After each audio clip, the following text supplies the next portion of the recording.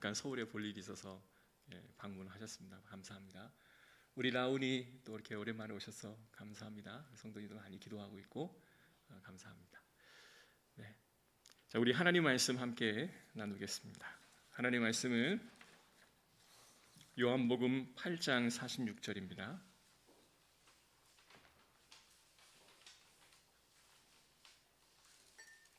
요한복음 8장 46절에서 51절.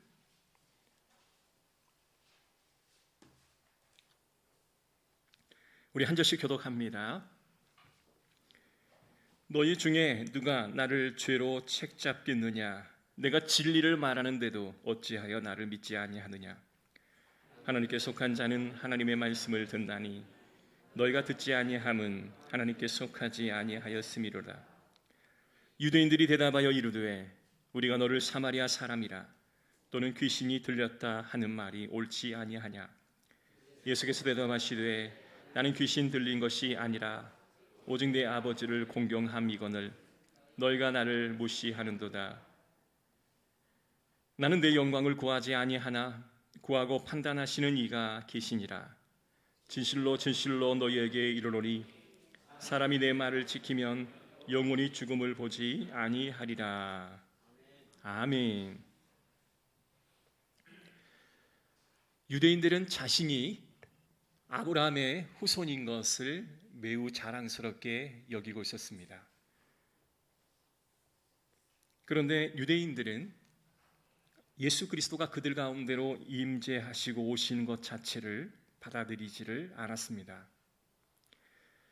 예수께서는 사마리아 사람이고 예수는 귀신 들린 자고 이방인과 어울리는 자다, 이렇게 매도를 했던 거죠. 예수님은 다시 그들에게 이야기합니다. 너희는 아브라함의 자식이 아니라 마귀의 자식이고 죄에 자유케 하는 것이 필요할 뿐만 아니라 너희는 늘 새로워질 필요가 있는 존재들이다. 이렇게 뭔가가 서로 부딪히는 그러한 모습들을 우리에게 보여줍니다. 사실 그들에게 가장 큰 문제, 유대인들에게 가장 큰 문제는 하나님의 말씀이 그들 안에 머물러 있지 못했다라고 하는 것이 주 원인일 것입니다. 하나님의 말씀이 요한복음 1장의 말씀 보면 태초에 말씀이 계시니라. 이 말씀이 하나님과 함께 계셨으니 이 말씀이 하나님이시니라. 그가 태초에 하나님과 함께 계셨고 만물이 그로 말미암아 지은 바 되었나니 지은 것이 하나도 그가 없이는 된 것이 없느니라. 하나님께서 그들 가운데 말씀으로 임하셨고, 그리고 하나님은 그들 가운데 끊임없이 말씀을 제공해 주셨습니다. 예수 그리스도께서는 유대인들이 좋아하는 아브라함, 그 아브라함이 이 땅에 보냄을 받는 그 이전부터 존재하고 계셨고, 온 천지를 창조하신 하나님과 함께 그 자리에 거했음을 이 예수 그리스도는 그들에게 말씀했지만 유대인들은 그것을 지키려 하지 않고 또한 받아들이려 하지 않았습니다. 그러니까 그런 거죠. 자신이 가장 좋아하는 아브라함의 위에 있고 그보다 먼저 있었다, 이런 이야기는 굉장히 그들의 마음을 분노케 하는 하나의 요인이 되었었습니다. 아브라함이 나기 전부터 나는 존재했다, 이렇게 이야기를 하니 저 청년 예수는 지금 미쳤구나. 저 청년 예수는 지금 정신이 이렇게 오락가락 하는 사람이구나 라고 생각했던 것입니다. 에고에임이 내가 여기 있었다, 이 말이 신약의 에고에임으로 이렇게 해석을 할 수가 있어요. 나는 스스로 있는 자다, 오직 하나님만이 스스로 있는 존재다 라고 생각했는데 예수라는 청년이 와서 나는 예전부터 있었고 아브라함 전에도 있었으며 나는 지금 에고에임이 나는 스스로 있는 자다, 구약적인 하나님만이 하실 수 있는 이야기를 예수가 그 말을 하니 유대인들은 그들을 미친 사람, 그리고 부정한 사마리아인, 이런 취급을 하면서 그를 받아들이지 않았다라는 겁니다. 이에 대해서 예수님은 그들을 정반대의 모습, 사마리아 여인과 비유하면서 그들에게 설명을 하고 있는 것입니다. 요한복음 4장에 보면 이 사마리아 여인이 예수님의 말씀을 반응하고 물을 달라고 하는 것에 반해 유대인들은 예수 그리스도를 인정하지 않았다라고 하면서 유대인과 사마리아 여인을 비교하고 있는 것입니다. 여러분, 유대인들은 율법을 잘 알고 있었습니다. 그리고 하나님을 잘 안다라고 생각했던 사람들이었습니다. 그래서 요한복음을 읽다 보면 초기에는 그들이 예수님의 말씀에 반응을 하는 것 같이 보이지만 갈수록 예수님께 반응을 하지 않고 점점 예수님을 멀리하며 적대시하는 모습을 보이는 거죠. 유대인들은 이렇게 생각을 했습니다. 우리는 11조를 잘 내고 율법과 그 조항이 일러주는 대로 철저히 지키는 존재다. 그러나 그와는 반대로 이 사마리아 여인은 아무것도 하지 않는 존재다. 토색이나 간음이나 그리고 불법을 일삼는 존재가 아니다라고 유대인은 스스로를 자화자찬하면서 그렇게 자신을 변호하고 있는 모습들인 거죠. 그래서 이에 비교되어지는 말씀이 뭐냐면 누가복음 10장 25절 31절의 말씀 보면 사마리아인의 비유가 나옵니다. 어떤 율법 교사가 예수님께 와서 질문을 하죠. 율법이 그러니까 질문은 뭐냐면 우리가 어떻게 하면 영생을 얻을 수 있겠습니까? 라고 질문하자 예수님께서 그러면 너의 율법에 어떻게 기록되어 있느냐? 이렇게 질문을 합니다. 내 마음을 다하여 목숨을 다하여 힘을 다하여 뜻을 다하여 주 너의 하나님을 사랑하고 이웃을 내 몸과 같이 사랑하라 하셨습니다.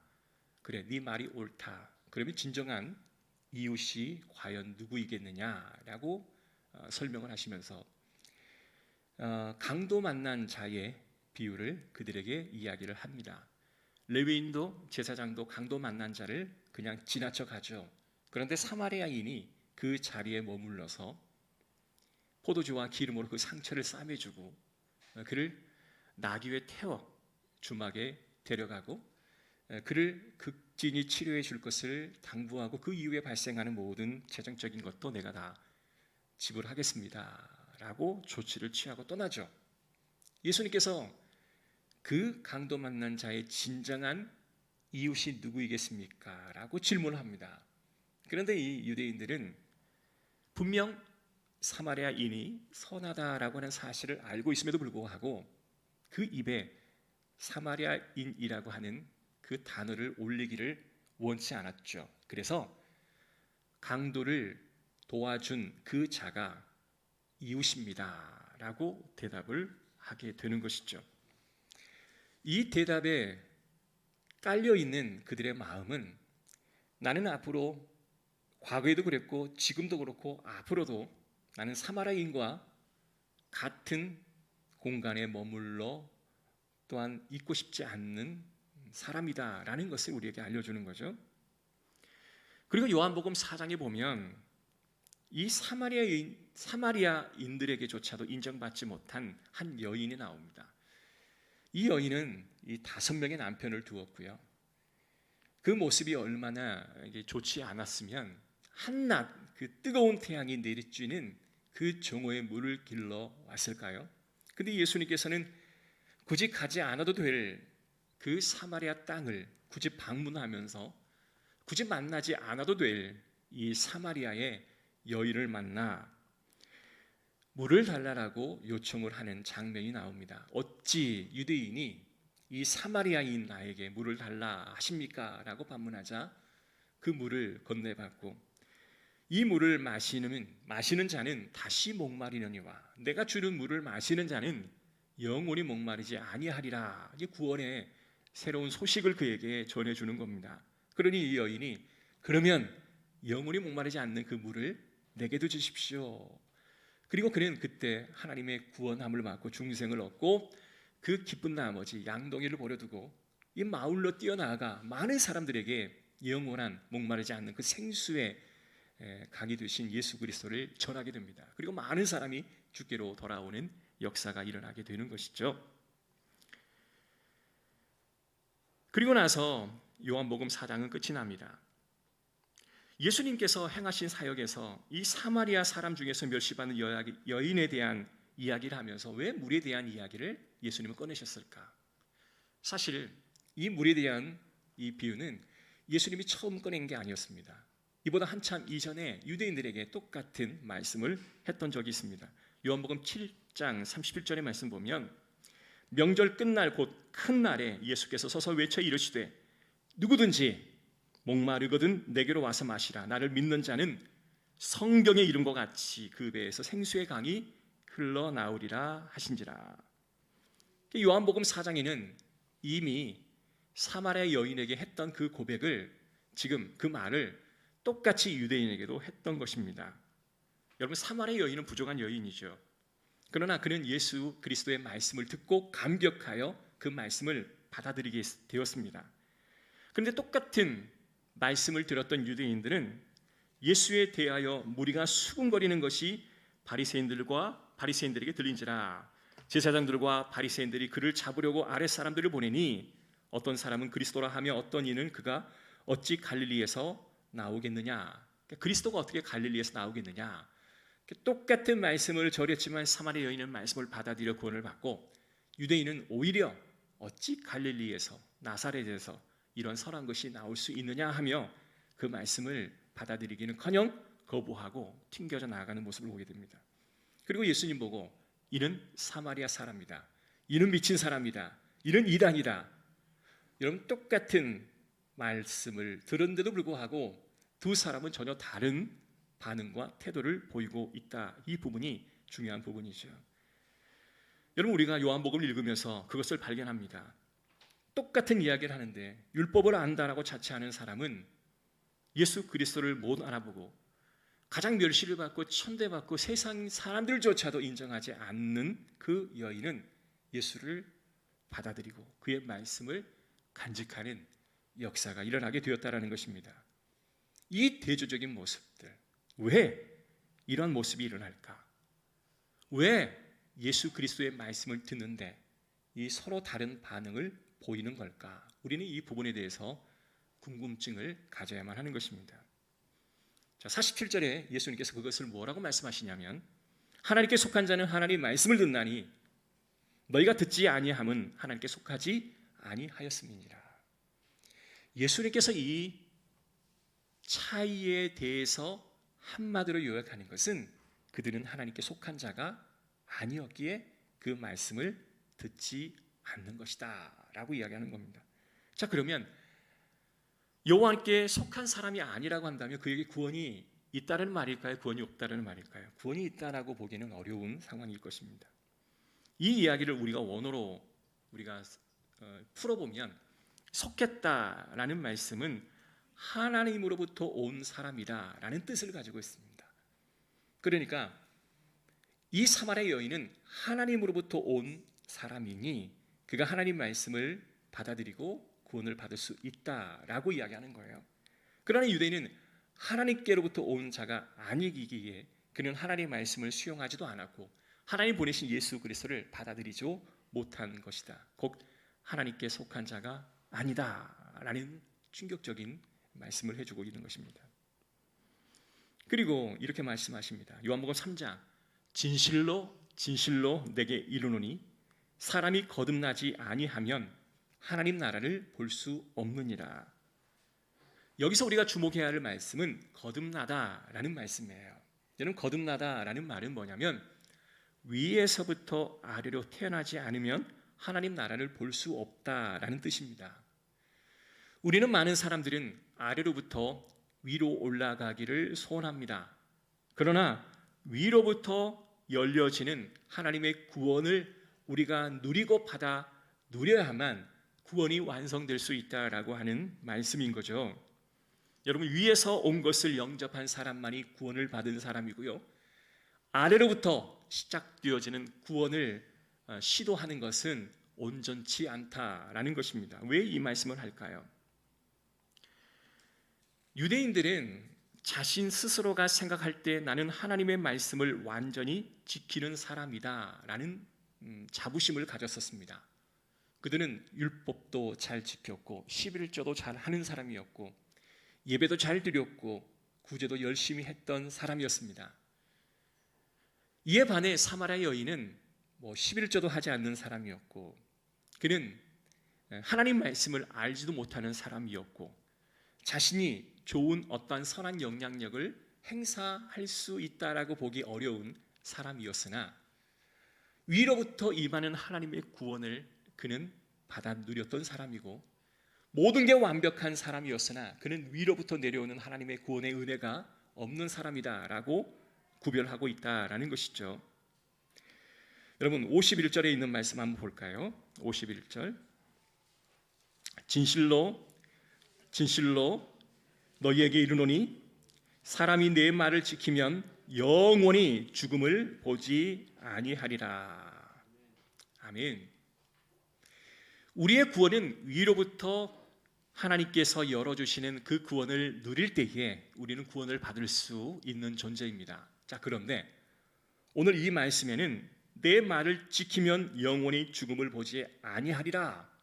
내 말을 지키면 너희가 영생을 얻으리라 라는 말과 동일하죠. 지금까지 했던 말씀이 뭘까요?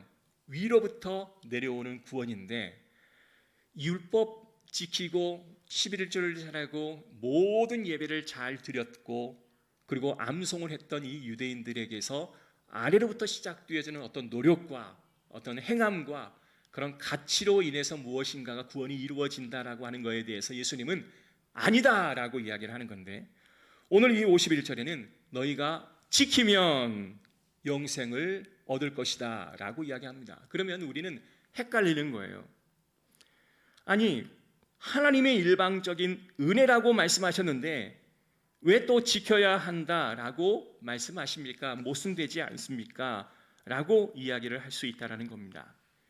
모든 게 하나님의 은혜인데 지키라 하면 약간 율법의 냄새가 좀 나는 것 같기도 하고요.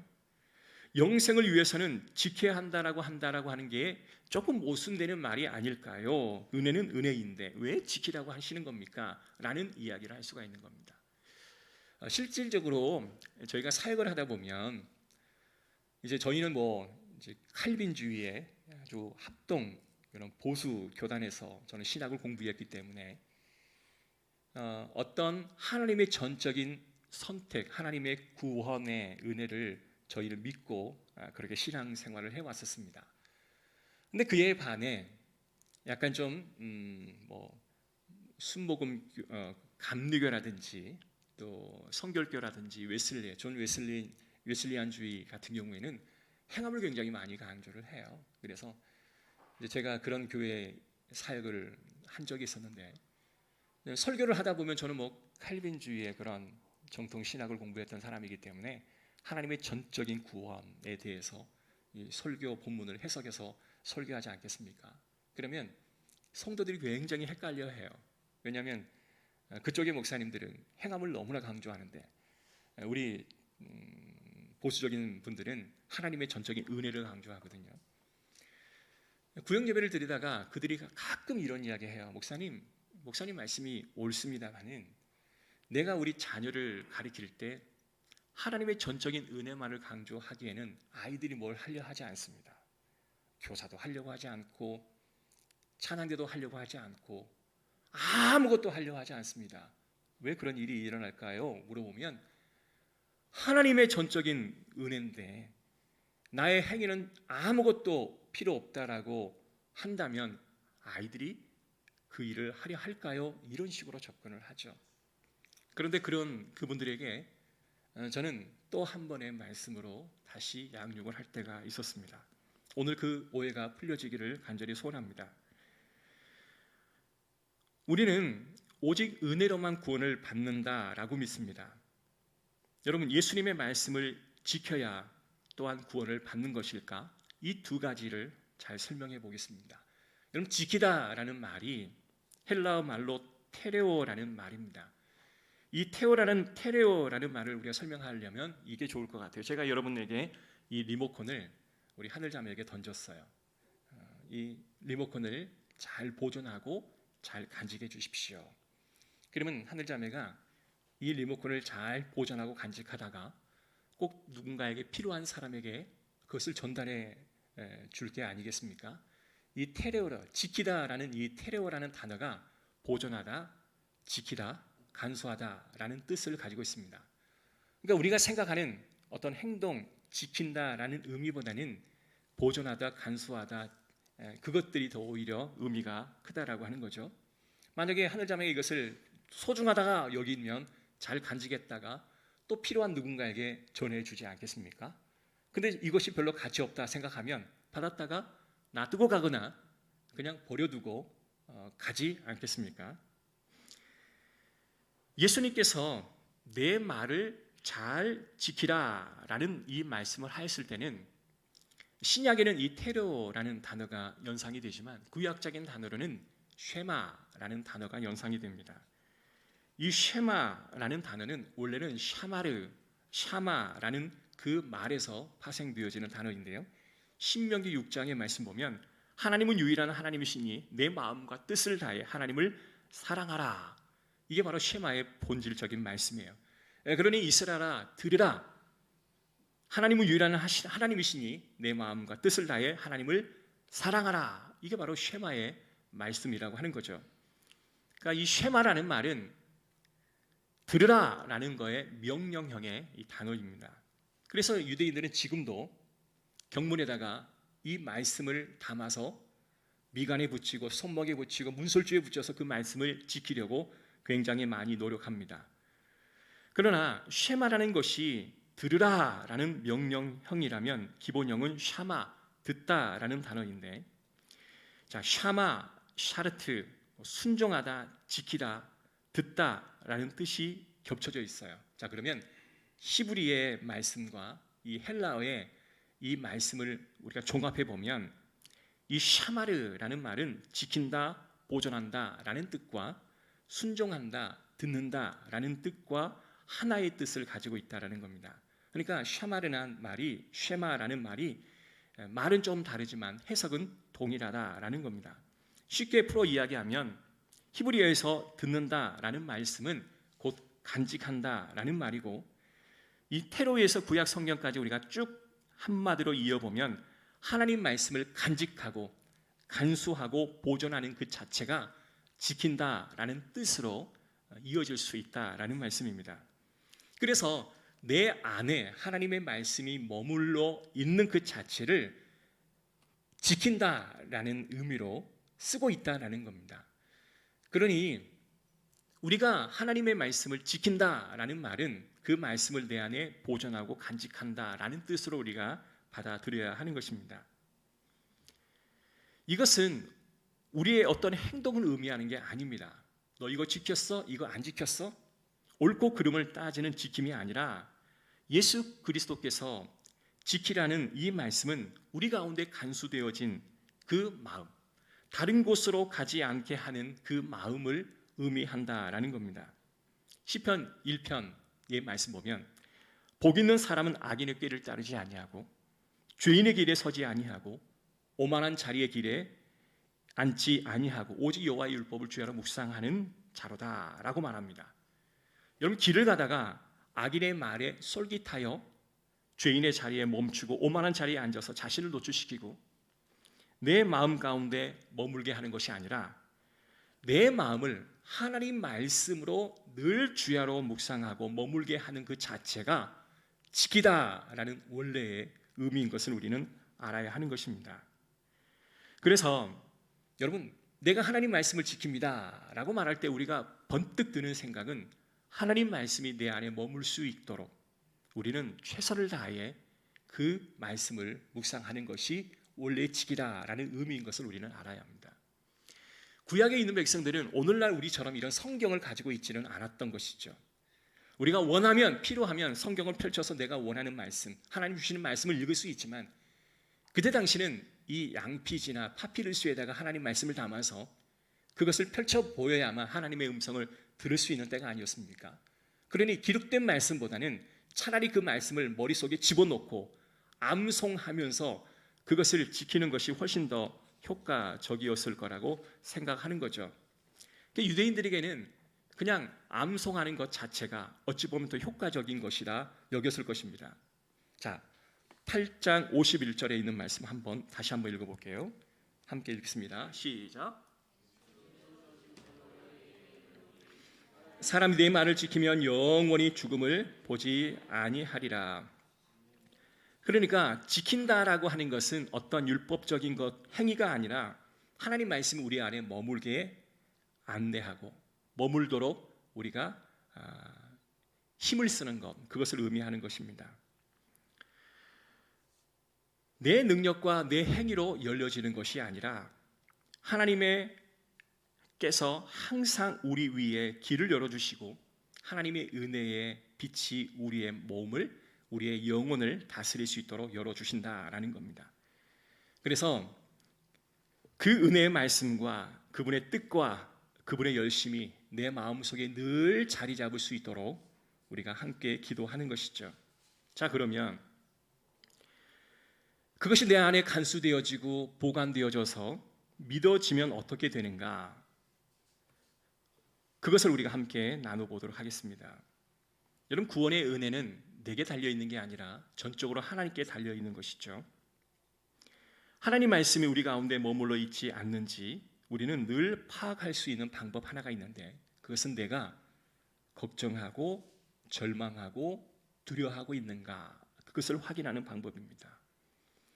우리가 어떤 상황, 이유 없이 불안하고 이유 없이 절망하고 이유 없이 마음이 불편한 그 까닭은 과연 뭘까? 하나님은 항상 말씀을 주시고 복음을 허락해 주십니다. 우리 마음속에 그 말씀이 머물도록 인도하여 주시는데, 사실 그것을 하나님은 강요할 수가 없는 거예요. 만약에 하나님이 그 말씀을 우리가 강요하여서 우리 머릿속에 심어 놓았다 한다면 그것은 지정의로 하나님을 사랑하고 내 자유의지로 하나님을 선택하여 하나님께 예배하고 찬양하는 그 본래의 하나님의 뜻을 거슬리는 것입니다.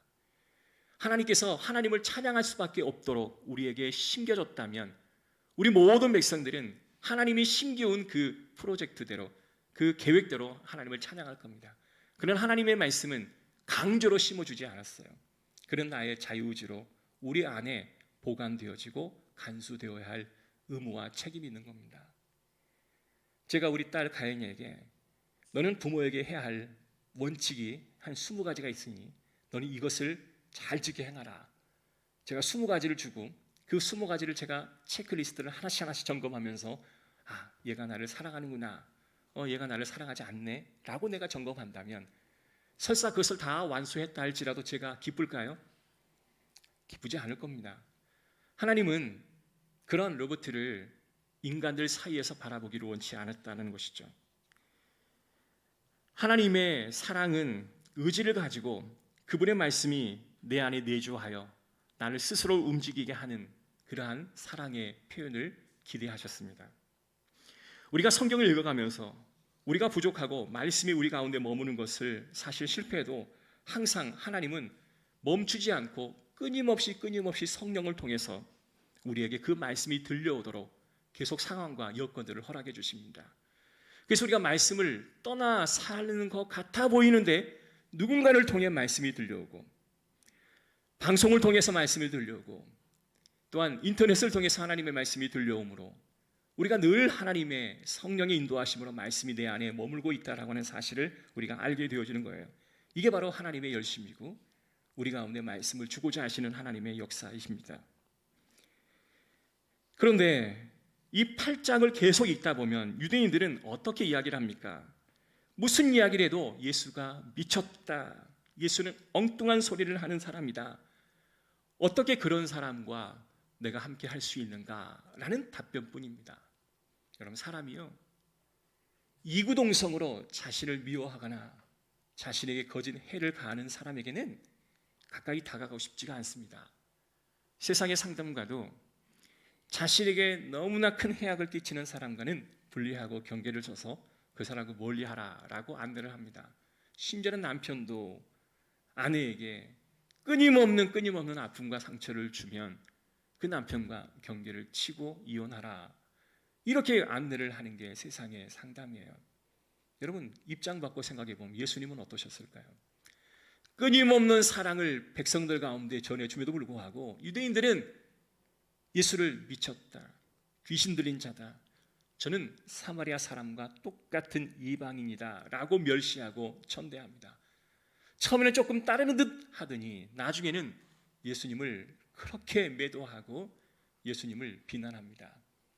예수님이 그러한 자들과 함께 오랫동안 아름다운 사랑의 관계를 유지할 필요가 있었을까요?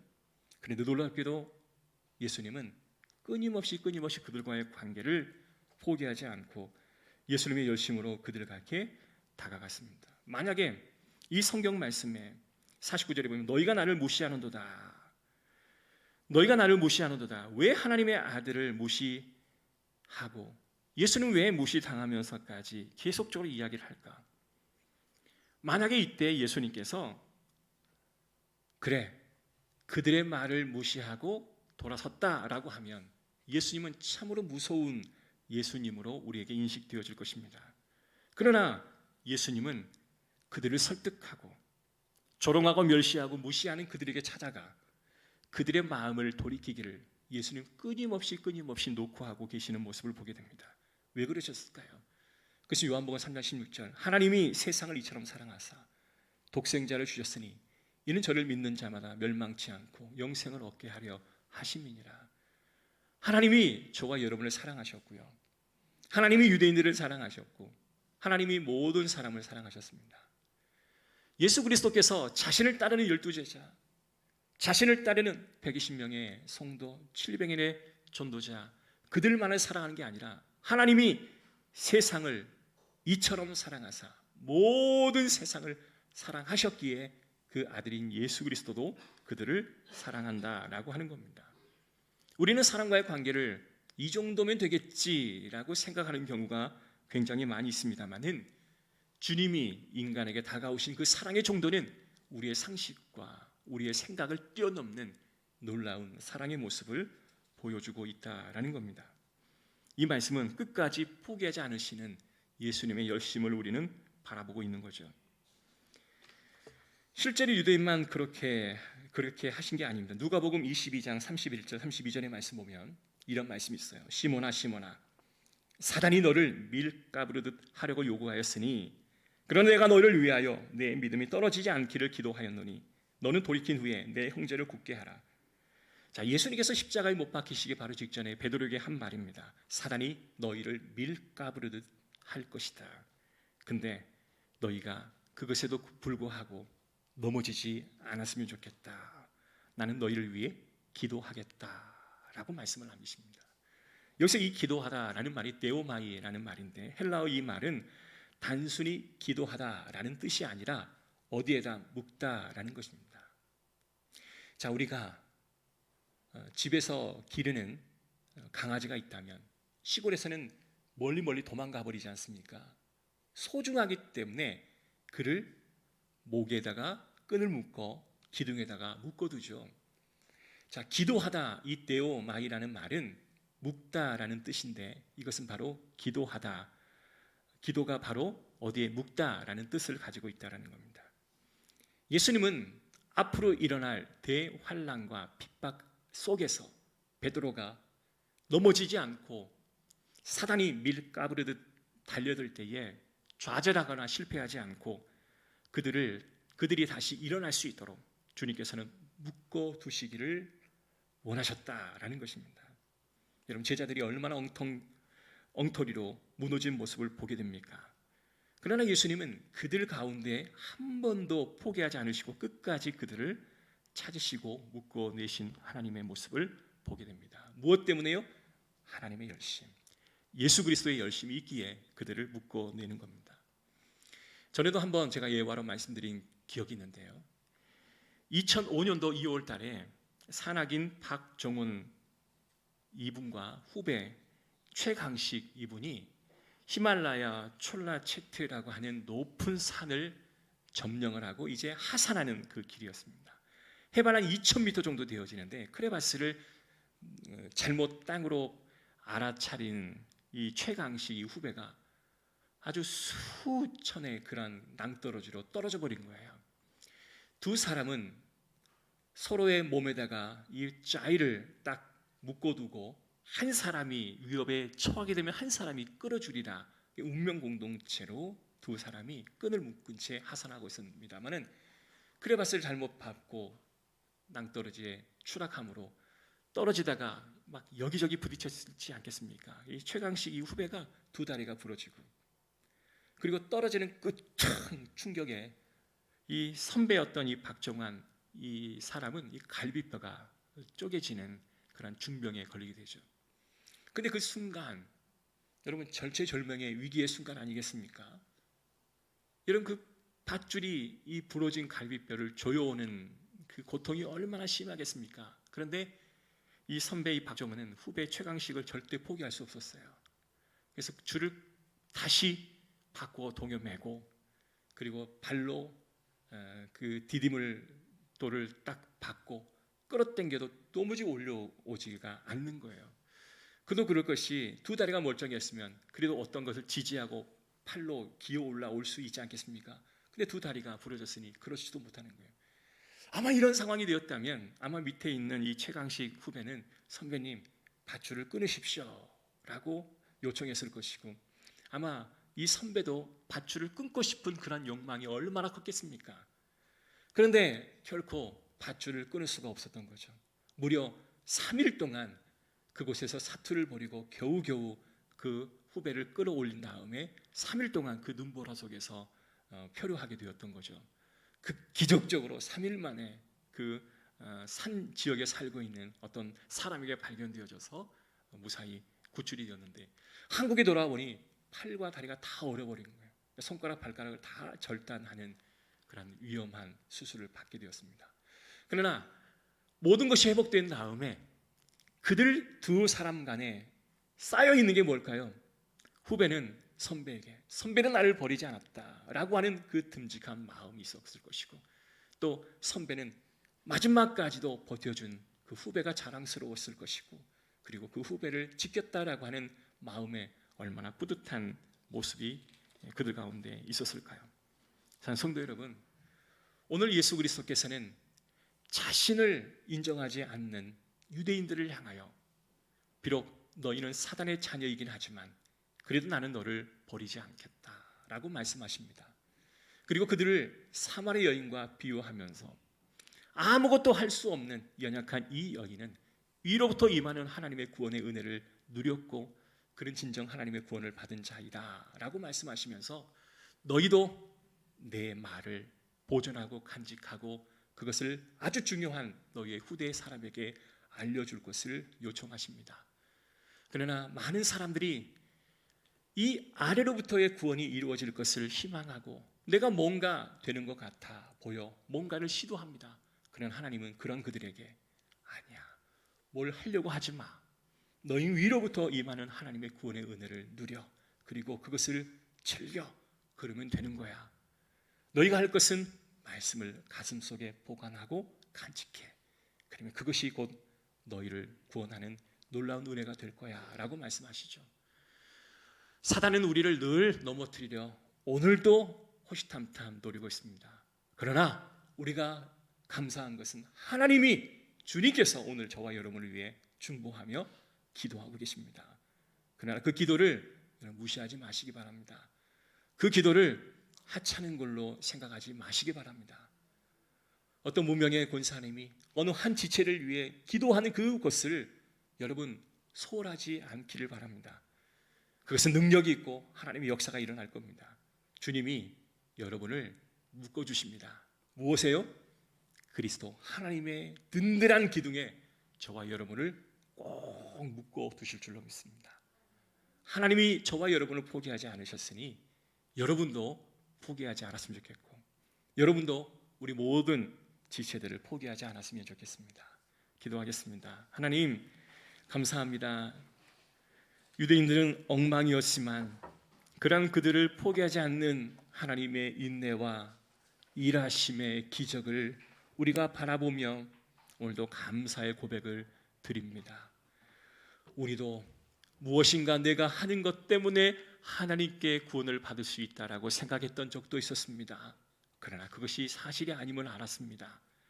내 마음속에 말씀을 보존하고 끊임없이 주님을 향한 뜨거운 구원의 사실을 우리가 누리며 감격하는 죄 백성 되게 하옵소서. 하나님, 나를 포기하지 않으심에 감사합니다. 나도 포기하지 않게 하시고 나도 함께 그 구원의 감격을 모든 이들과 공유하게 하여 주옵소서. 주 예수 그리스도의 이름으로 기도합니다. 아멘. 우리 찬송가 304장 찬양 드리겠습니다.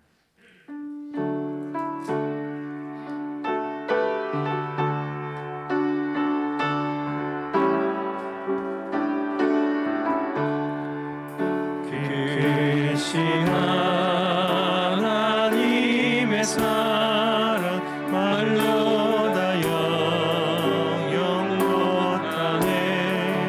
저 높고 높은 별을 넘어 이 낮고 낮은 땅 위에 최고한 영원 구하려 그가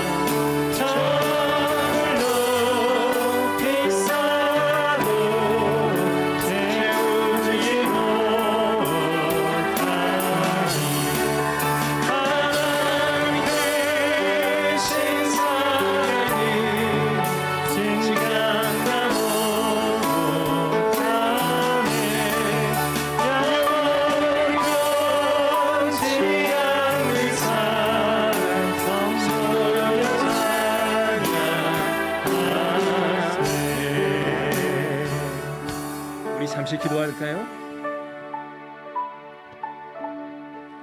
우리는 우리의 힘으로 뭔가를 하면 하나님께서 무엇인가를 내려주시겠거니 생각하지만 우리가 할 수 있는 것은 하나님이 허락해 주시는 말씀을 가슴에 간직하고 그것을 또 누군가에게 전해주는 복음 증거의 사명이 최고임을 알게 되었습니다. 하나님, 내가 무지하고 연약한 자라 할지라도 끝까지 포기하지 않으신 하나님의 열심 앞에 오늘 두 손 들어 기도하오니 주여 우리를 포기하지 마시고 주여 우리 성도들을 포기하지 마시고 주여 이 땅의 모든 성도들, 이 땅의 모든 백성들을 포기하지 마시고 더불어 나도 그들을 포기하지 아니하도록 인도하여 주시옵소서. 내 마음이 불안하고 염려가 많고 근심이 많은 것은 주의 말씀이 내 안에 간직되거나 보관되지 않았던 증거임을 알고 있사오니 두렵고 연약하고 떨릴 때에 주의 말씀을 내 심령에 담는 하나님의 은혜를 누리게 하여 주시옵소서. 주여 나를 지켜주소서. 우리 다 같이 기도하겠습니다. 거룩하신 하나님, 오늘 주님의 은혜를 기억하기를 원합니다. 나를 끝까지 포기하지 않으시는 하나님의 그 열정, 우리도 하나님을 향하여 포기하지 않게 하시고 사람들을 포기하지 아니하고 기어오시고 역사하여 주시옵소서. 하나님이여 우리에게 주시옵소서.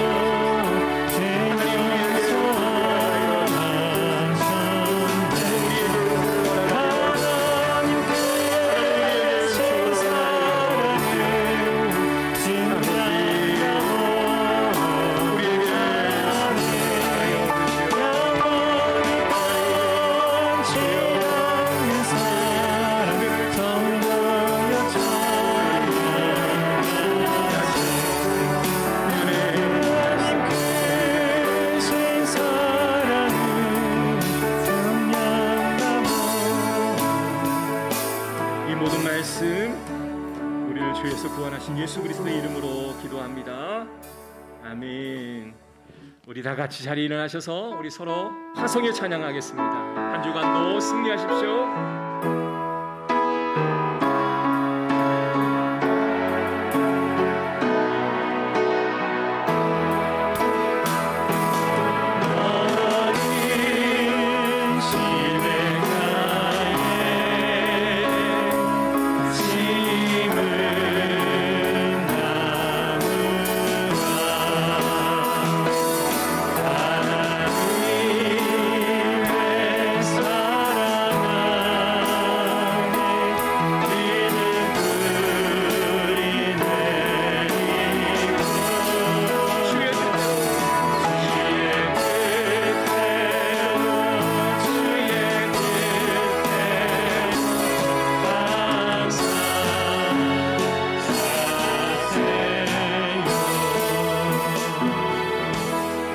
지금은 우리 주 예수 그리스도의 은혜와 하나님의 크신 사랑과 성령님의 감화교통 인도하심의 은혜가 우리를 끝까지 묻고 포기하지 않으셔서 우리도 포기하지 않기 원하는 우리 모든 성도들 머리 위에 지금으로부터 영원토록 함께 있을지어다. 아멘.